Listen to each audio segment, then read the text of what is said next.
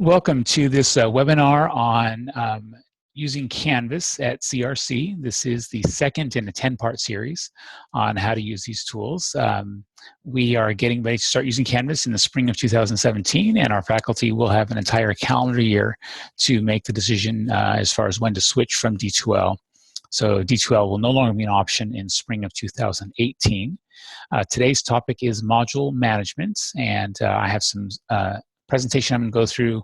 I'm also going to record a demonstration of this. I look forward to any comments that you have on this video, and hopefully you'll be able to join us for a live presentation to kind of interact during the video. A modules tool is a tool that is for organization. So it's a great way to provide guided access to the material that's inside a course. Modules can, of course, include contents, but can also include links to activities and assessment items.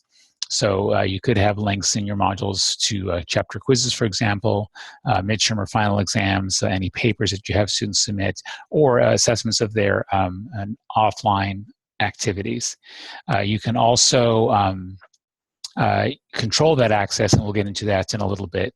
One difference between modules in Canvas versus modules in D2L is that in modules in Canvas, there are no descriptions and there aren't any submodules. So one example that I have, and it's a screenshot here, is you could indent items within a module instead.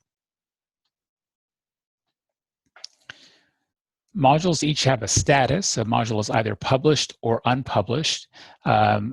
Unpublished module is a great example of something that you might decide to hide from students. So if you have a module unpublished, everything inside it is hidden from students.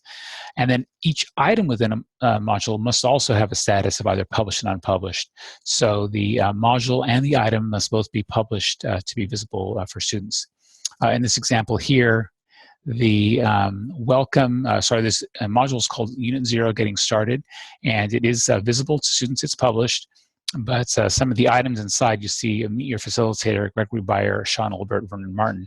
These three items are unpublished, so students would not be able to see whether these items are, would not be able to see these items when they go into the course. Modules can also have a lock date associated with them, so you can say, I don't want this module to be visible until a certain date. Canvas does not have the option to have a closing date for modules. So if you wanted to hide a module after you've made it publishable, made it published for students, you'd actually have to go in and manually click that little green cloud icon to turn off the published status, switch it to unpublished status. In the webinar, I would, at this point, do practice time for the participants to go into their Sandbox courses and create one or more modules. So what I'm going to do is show that in a Sandbox course that I have set up.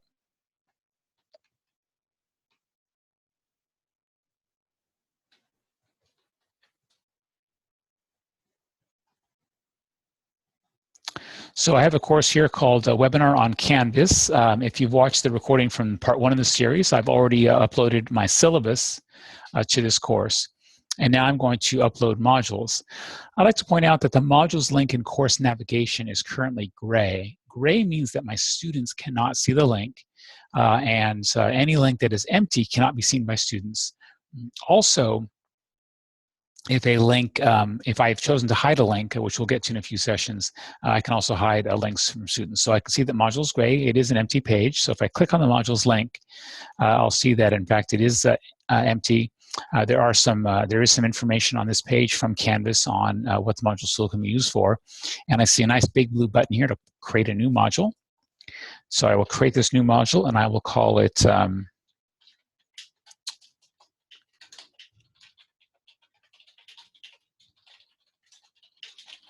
okay, I'm going to call this Week 1 Introduction to the Course. I'll click the Add Module button. I'm going to create another module. I'm going to call this Week 2. Okay, I'm thinking of a U.S. history class I'll be teaching in the spring. In this case, I'm going to add a lock date, and I'm going to unlock the module in January. So if the, I believe that the official semester start date is Saturday the 14th, so the second week will be Monday the 23rd. And I will click the Add Module button there. So I have two modules here. They are both unpublished, which is great by default because there's nothing inside the module. And why don't I go ahead and create one more module, and I'll call this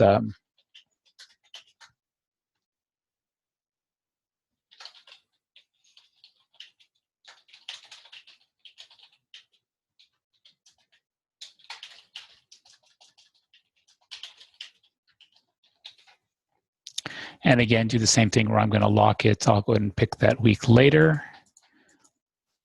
By the way, I could also just type in the dates as well. Let's go ahead and show that here. Okay, Monday the 23rd, I think I actually wanted the 30th, and then click the Add Module button. So I've got three empty modules here, and I'll go ahead and switch back to my presentation and move on to the next slide. So what can you put inside a module? As I mentioned before, you can put links to content, you can put links to assessment items and activities. This screenshot here shows you the actual choices that are available inside a module. Assignments, those are tools for students collecting, rather submitting papers. You can also have assignments where they just get a text box and they fill it in. Assignment can also be for something that's an offline event. So if I am, I want to give my students a grade for their in-class performance on something, that would be an assignment inside Canvas. A quiz is a quiz. We should know what that is. A file is a file I can upload from my local computer. Content page is a page that I create inside Canvas. So this is just like creating a content topic in D2L. And then a discussion is a discussion. So those first five options there, assignment, quiz, file, content page, and discussion, I can either select one that already exists inside my class, or I can create a placeholder and create a new one basically on the fly while I'm on the modules page, which is pretty convenient for designing my course. And then also on the module, you can put a text header. So that's just basically a line of text that kind of breaks up the list of items within a module. You can add an external URL, so a link to a website outside of Canvas. And then finally, you can link to an external tool. So external tools are things like integrations with our publishers. There are a couple of other external tools that are available that you can add on the modules page so that students click on the link, and then whatever that tool is, they can access. Time for practice time again. We're going to create some placeholder items within a module. So I will go ahead and switch back over to my modules view. Again, you notice that the modules were unpublished by default when I created them, and even if those modules were published, students could not see them because they have nothing inside them. So for my week one introduction to the course, now my students have already read the syllabus, of course, because that syllabus link is on course navigation. So I'm going to create a content page. I'm going to create a new page, so I'm creating this on the fly. And I'm going to call this page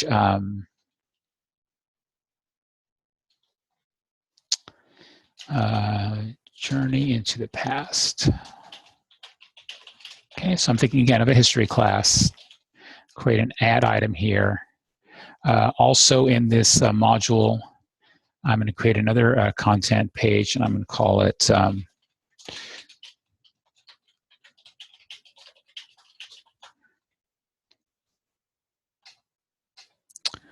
and I'm going to create another placeholder item here. I do want my students taking a syllabus quiz. So I'm going to create a quiz here, and I'm going to call it, again, select new quiz, and call it a syllabus quiz. Okay. Let me create one more item. I'm going to create a placeholder discussion, new topic, and I'm going to call it Q&A discussion.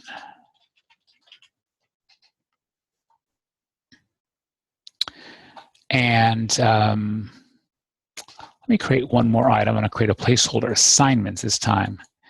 And I'm going to call this a new assignments, and I'm going to call it Meet Me in 20 Questions. Okay, so this is what I might do in the first week of my class. I have kind of an overview of what history is. There's a particular topic in this class, so it's the aftermath of World War II. I do want my students to take a quiz in the syllabus. I always want to have a Q&A discussion for them to ask questions about the course. And then this activity here called Meet Me in 20 Questions is where I'm asking them 20 questions about themselves that kind of help me get to know them, do some of that personalized learning stuff. So I've created these things here, and as I'm looking at this, I might think, you know what, I think I'm going to do some of these things in a different order. And reordering stuff within a module is actually pretty easy. You can click and drag the handle on the left side.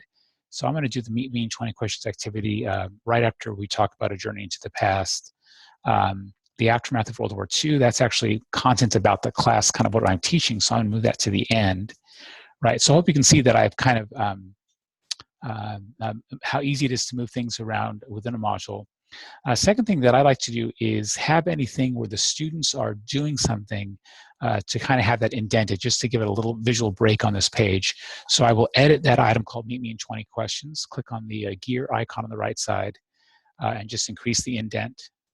And then do the same thing for my syllabus quiz and my Q&A discussion. If I create a new item here, let's go ahead and say create a new content page. And notice as I'm selecting these options on the modules, on the Add Item dialog, that the content pages that I've already created are there, right? So I could actually add the same content page or the same quiz or the same assignment into multiple modules. In this case, I'm going to create a new content page, and I'm going to call this the Cold War Overview. Okay. Now, in this case, I created this Cold War overview. Oh, whoops, I should have put that in my week 2 module called the Cold War. So as I did with reordering it, I can click and drag the handle of the module, the handle of the item within the module, and basically drop it into that other module. If there were participants in this webinar, this would be a great place for me to pause and ask for questions. But hearing none, I'll return to my presentation. Okay. Again, the thing that I want to review is that I was creating placeholder items. So that was an empty quiz, that was an empty assignment, an empty discussion, some empty content pages. But I was doing that all on the module page. And so keeping my course structure and course organization in mind as I was creating those items. So I've already talked about one way to restrict access to modules is by using the lock date. So I can choose a date that this material within this module will not be visible to students.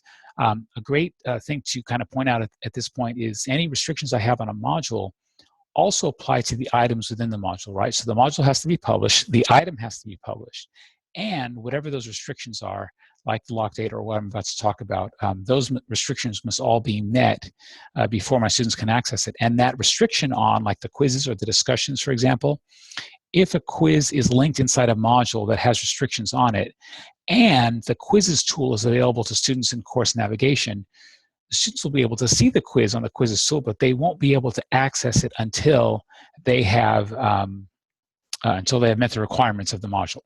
So module requirements, again, lock date, that's one option we have.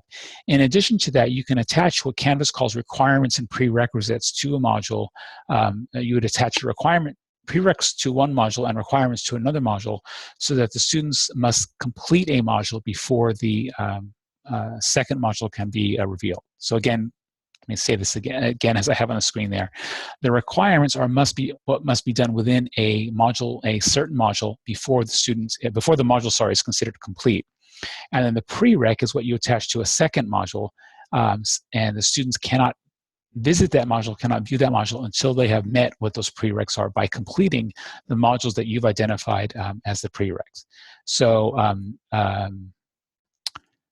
right. I'll show you a demonstration in just a moment. I'm going to talk about the options in the next slide.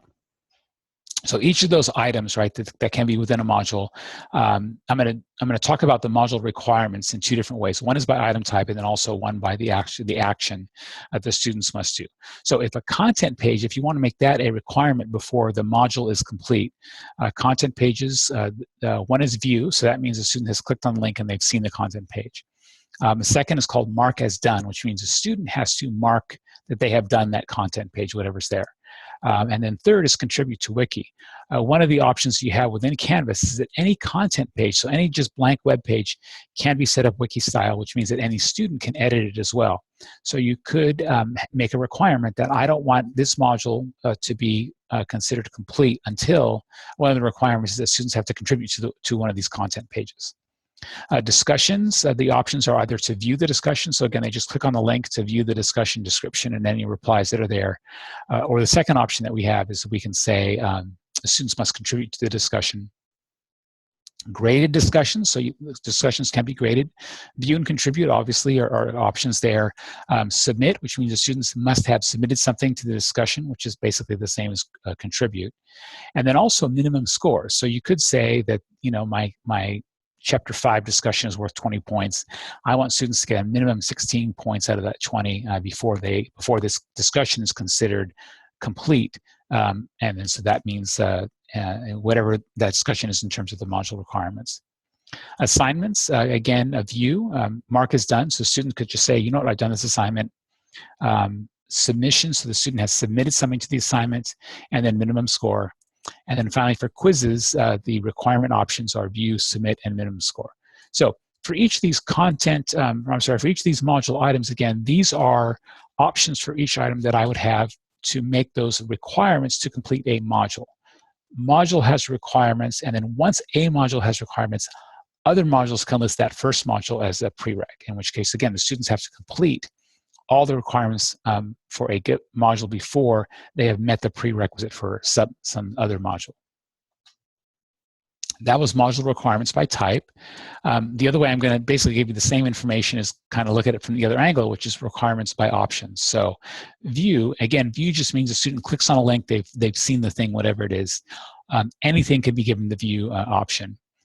Mark is done. Again, that's a student saying, I have done it. So that requires a student to take some action. Content pages and assignments can be marked as done. Contribute, which means a student has actually done something on the page. They've edited the page. Obviously, discussion is something they can contribute to. And again, content pages can be set up wiki style, so it's editable by students. Submit, which means the student has actually submitted something, and that's either an assignment, quizzes, or graded discussions. And then finally, minimum score. So anything that has a grade, that's assignment, quizzes, graded discussions, we can say this is not considered complete until the student has achieved some minimum score on that. The options for a requirements, again, so this is to mark the item is complete or before the module is complete. Students must, or what we can do is that we can select any or all the items within a module, and then we can, for each item, decide what those requirements are. And then we have one other option here, which I've got on the screenshot. Students must move through requirements in sequential order, which means whatever the order is within the module, they have to go through that in that order. So it's an option that we have. So practice time. Let's add some requirements to a module and then add one module as a prereq for another. I will go ahead and do that in my Sandbox course. I'm also going to demonstrate what this looks like from a student perspective. So I'm actually going to publish all of these items. In fact, I'm going to show you a little trick. If you publish the module, it should publish. No, it didn't. Well, never mind. Okay.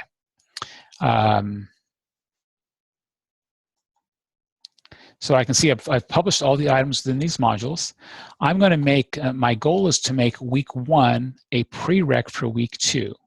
So in order to do that, I need to modify week 1. So again, click on that gear icon and click the edit button there.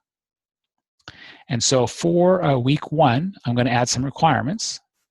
So let's see. I'm going to require that students submit the syllabus quiz, and they can't submit it because I don't have any questions there. So Canvas is pretty smart. I've got a quiz, for example, and I haven't added any questions to it, so I can't even mark that as a submission. Very smart Canvas. Let's see, and let's go ahead and add another requirements, and I'll take the meet me 20 questions. Again, we'll submit the assignment. I have an option here. That's interesting. Okay, so that has to be submitted. And then why don't I add one more requirements, and I'll say that I want my students to view the aftermath of World War II. Okay, so in terms of setting up the requirements to meet to complete this module, this is my week 1 module. I've added requirements to 3 of the items in the module, so that means my students can ignore the other 2 items. They don't have to view them or anything. And then I have this option. Students must complete all these assignments, all these requirements, or just one of them. So that's an option that I have. I only want my students to do one of these things. No, I'm actually going to say I want my students to do all of them. And then again, this checkbox here, do I want them to do it in sequential order? So I will click the update module here. And when I click update module, what I see, let me refresh this page. Okay, I wanted to get those unpublished things to disappear. So I can see that this week 1 module, you see the complete all items. That tells me, or my students will see this as well, that they have to complete all the items that are requirements, and 3 of these items have requirements. Meet Me in 20 Questions has a submit requirements. Syllabus quiz has a view requirements. Again, if this were a quiz with actual questions, I'll switch that and make that say submit. And then I want my students to view the aftermath of World War II. So I've set up a module to have requirements. So week 1 can be completed by students. They must complete all the items. They must do it in order. But I haven't yet done anything with that. And so I will actually now make that module a prerequisite for another module. So I would go to the other module, week 2, the Cold War in this case. I will click on that. I'm going to edit it. And I'm going to add a prerequisite. And so the prerequisite is week 1. Week 1 is the only module that has any requirements. So therefore, it's the only module that can be selected as a prereq. Select prereq. And you know what I'm going to do is I'm going to turn off the lock date because I want to be able to demonstrate this when I turn on Student View. And click Update Module. So now I see this again. My students will see this prerequisites for week 2, week 1, introduction to the course. So now I have set up a module with some requirements and another module that has that first module as a prereq.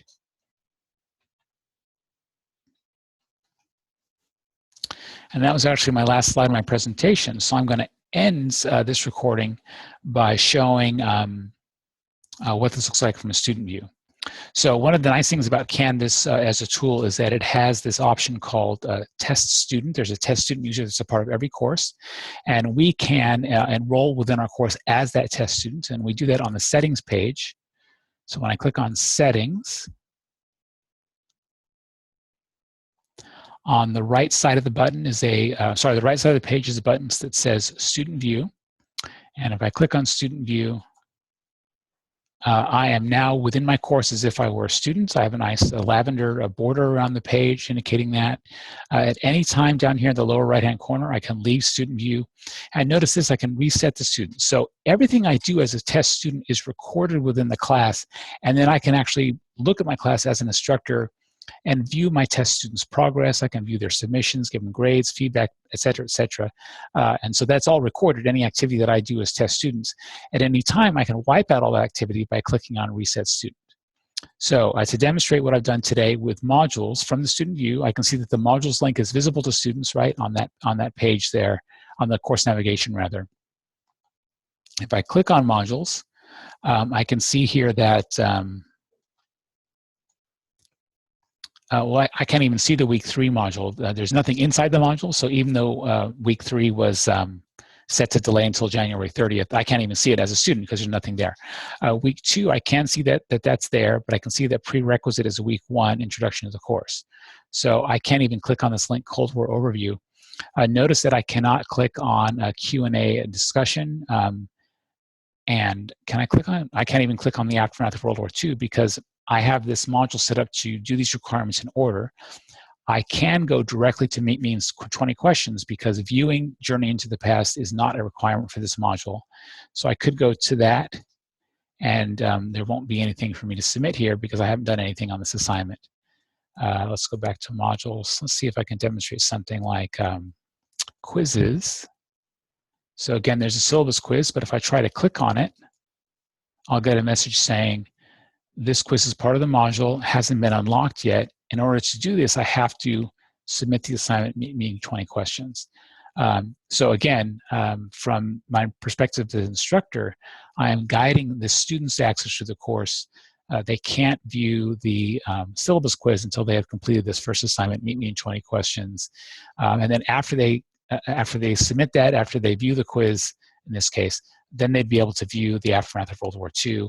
Then once they've done those 3 things, week 1 will be unlocked, and week 1 will be satisfied the requirements for that.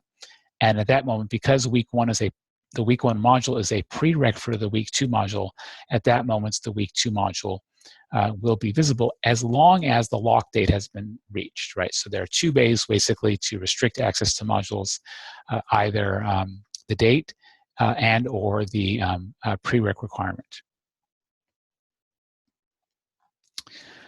I hope that this webinar recording has been useful to you and that you have some understanding of how the modules tool works, how it can be used to guide student access through the course materials.